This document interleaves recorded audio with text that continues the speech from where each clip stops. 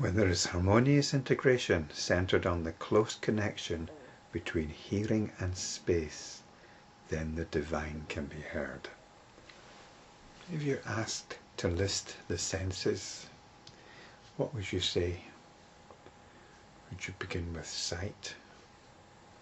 Because that's the most important one. And then hearing. And then we have to think a bit. Touch. Oh yes, taste and smell. I think if we were thinking about it, that would be the kind of order we'd put them in.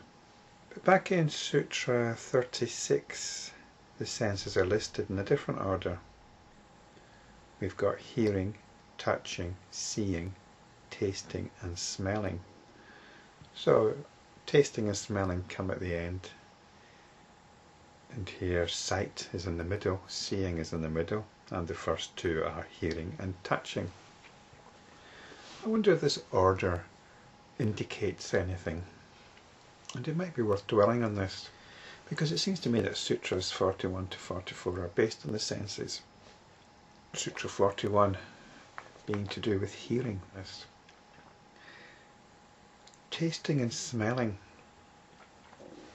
These, although important, tend not to be thought of as particularly predominant, especially in terms of our survival these days. We have support agencies for helping the blind and the deaf, because these senses are regarded as very important. Perhaps there are support agencies for those that have problems with smell and taste, but it's not something which we would feel inclined to give money towards if there was some charity asking for some of our money.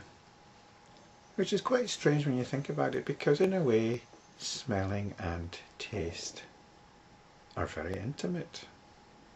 You're actually taking part of the physical world inside you in order to taste it and to smell it.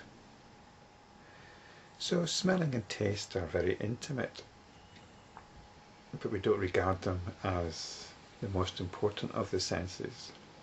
Now, when I listed the senses a few moments ago, I put sight first. We're a very visual society. A lot of fetishes are sight driven.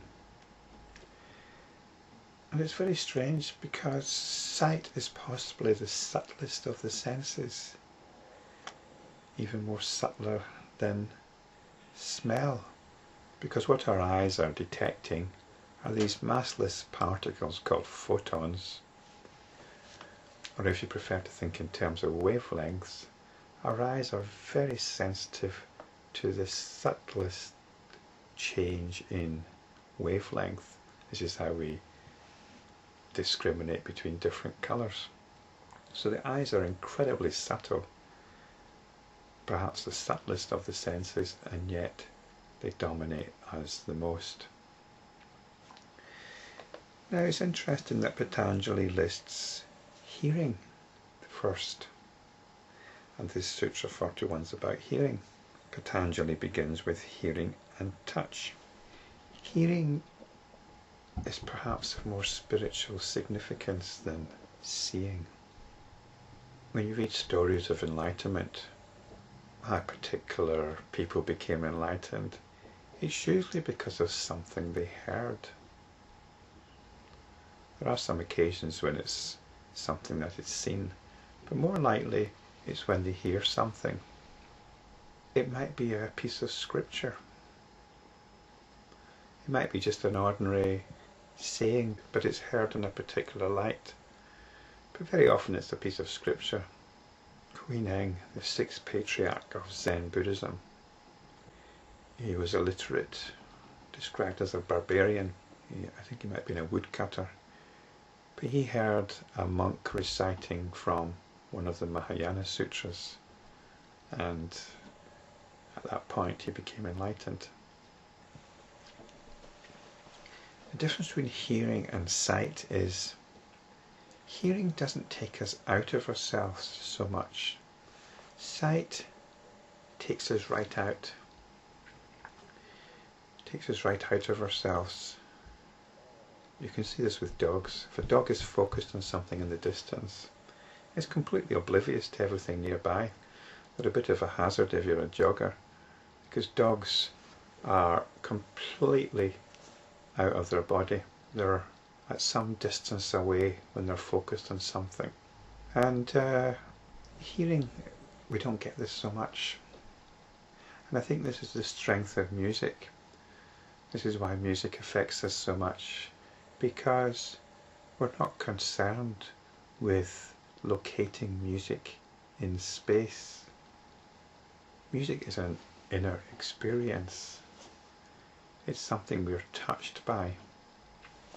And there's a word used to describe the disciples of the Buddha, Shravakas. They are ones who hear the Buddha. Lama Anagarika Govinda, in his Foundations of Tibetan Buddhism, talks about this. He talks about the term Shravaka, referring to a disciple, and more particularly to a personal disciple of the Buddha, and not merely to one who by chance happened to hear the Buddha's teaching. It refers to one who has accepted this teaching in his heart and has made it his own. Thus the word listening in this connection implies hearing with one's heart. Hearing with one's heart. So this is what hearing is. We're not hearing something from out there.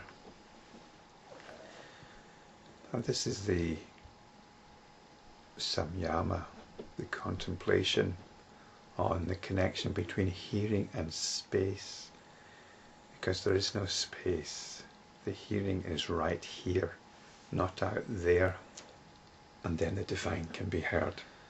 Then the wisdom of the Buddha can be heard with one's heart. So true hearing, true listening, is listening with one's heart.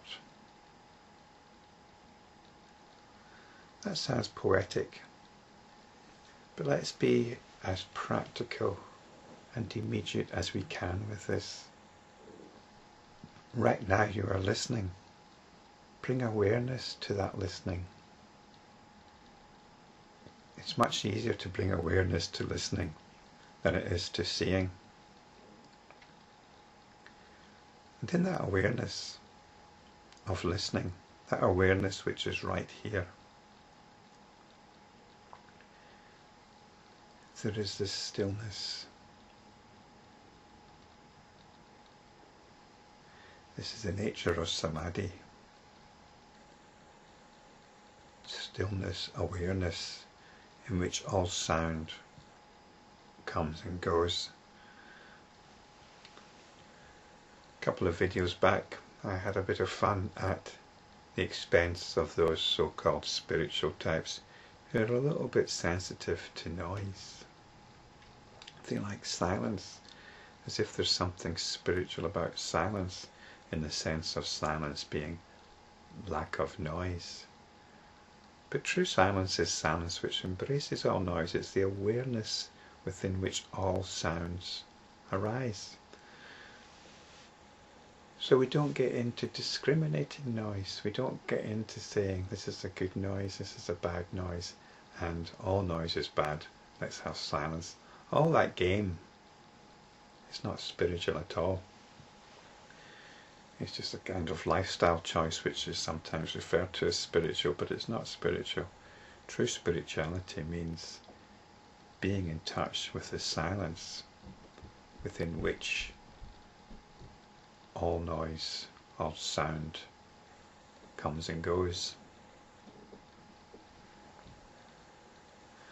And if we can be aware that all noise is here and not out there in space,